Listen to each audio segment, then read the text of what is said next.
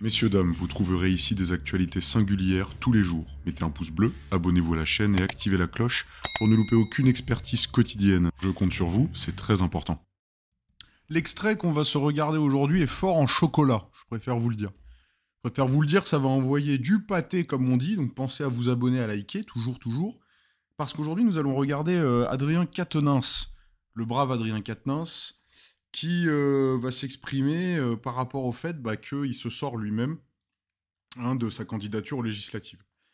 Bien évidemment, suite aux polémiques qu'il y a eu, alors je ne sais pas si vous avez suivi, mais en gros, du fait que des problèmes qu'il avait eu avec l'affaire Quatennens, dans laquelle il est accusé d'avoir baffé sa compagne, eh bien, il a avoué que c'était la réalité, il s'est fait condamner, et il a fait sa peine, hein. Il a fait sa peine, et du coup, il voulait se présenter tranquillement aux législatives, etc. Bien évidemment, il y a eu une forte opposition.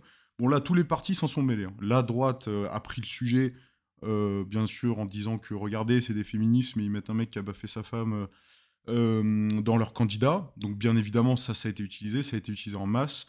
Et puis même, dans leur propre camp à gauche, ils ont dit, non, mais il faut dégager Quatennens. En tout cas, pour beaucoup des partisans, ils ont dit, non, ça, c'est pas possible.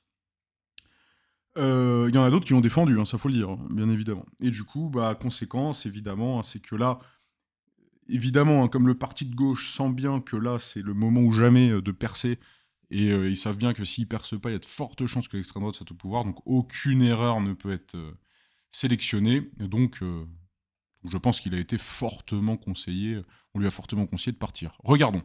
Je n'entends pas plus longtemps que ma candidature soit utilisée contre la France insoumise et le nouveau Front populaire pour leur nuire dans un moment où toute l'énergie doit être mobilisée pour battre l'extrême droite et faire gagner à sa place un gouvernement qui changera la vie comme tant de Français l'attendent avec impatience. Je sais que cette décision va décevoir beaucoup de monde, mais il me semble qu'elle va en soulager encore davantage. Par conséquent, je renonce à ma candidature aux élections législatives des 30 juin et 7 juillet prochains. Je n'entends pas plus longtemps. Bon, là, très clairement, il y a clairement un sujet stratégique qui est fait.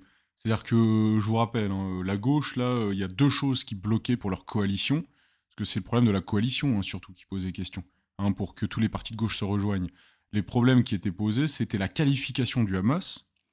Hein, comment est-ce qu'on qualifiait le Hamas? Ils n'étaient pas tous d'accord, hein. Il y en a qui étaient pour terroristes, d'autres résistants, d'autres guerriers, quoi, enfin, mecs qui font la guerre, etc.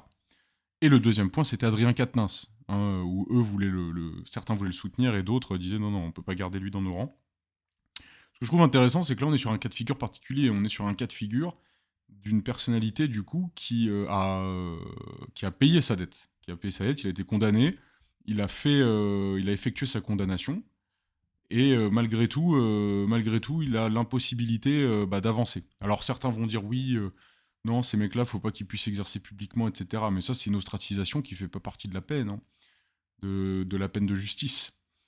Donc là, on est typiquement sur une forme de justice populaire dont tout le monde pourra subir les conséquences si on va dans ce sens-là. Parce que les gens qui sont pour se faire justice eux-mêmes, il faut bien qu'ils aient en tête que n'importe qui, du coup, pourrait se faire justice eux-mêmes contre eux aussi. C'est à double tranchant, ces trucs-là, hein. C'est pas faire justice soi-même, ça paraît formidable tant que c'est nous-mêmes qui faisons justice. Mais quand on la subit, c'est pas la même chose, hein. Quand on subit la justice populaire soi-même, c'est différent. Il faut toujours avoir en tête que lorsque tu veux, comme ça, partir dans des élans où tout le monde a le droit de se venger de l'autre, etc., il faut se rappeler ce que c'est que le œil pour œil, dent pour dent. C'est que toi aussi, tu fais partie de l'œil et toi aussi, tu fais partie de la dent. On n'est jamais toujours du bon côté de l'équipe. Si jamais il y a des gens qui se mettent à t'en vouloir d'un seul coup, dans ta vie, et qu'ils ont l'opportunité eux-mêmes de choisir de t'ostraciser ou bien de te démolir, eh bien, il vaut mieux qu'il y ait un État qui puisse l'en empêcher. Sinon, les libertés individuelles risquent d'être fortement bridées. Il ne faut pas imaginer le peuple comme quelque chose de très sain, hein. Le peuple, c'est des masses. On est tous des individus qui composons cette masse, mais cette masse en elle-même n'a plus d'individualité et se lisse par rapport à des émotions très populaires et qui font jamais partie des idées les plus nobles, puisqu'une masse, par définition, c'est une moyenne. On n'est jamais dans quelque chose de très élevé, puisqu'une pensée de masse, c'est loin d'être une pensée individuelle. Il faut être très méfiant là-dessus. Quand Mélenchon réclamait que tout citoyen condamné soit inéligible à vie. Oui, voilà, exactement. Mélenchon qui a beaucoup défendu Adrien Quatennens, à ses risques et périls, hein, d'ailleurs, je pense. Donc Mélenchon, là-dessus, effectivement, ça a été une forme de courage de faire ça, parce que je pense que de son côté, dans son parti, il y en a un paquet qui n'ont pas aimé le fait qu'ils défendent Quatennens. Mais là, très clairement, on peut pas s'empêcher de dire c'est l'hôpital qui se fout de la charité.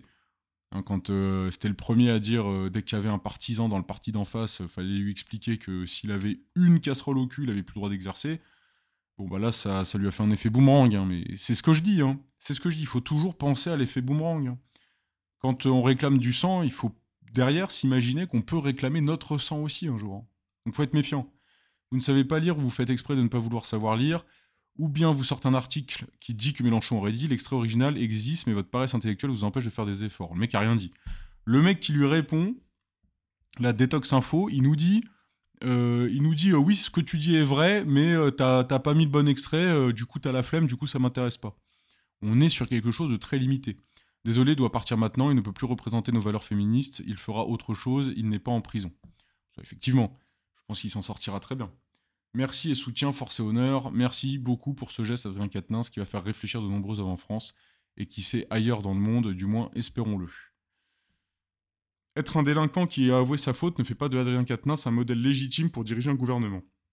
Prenons un non-délinquant qui montrera aux Français le chemin à suivre. Mais alors ceux qui espèrent avoir au pouvoir quelqu'un d'absolument lisse, vous allez être extrêmement déçus.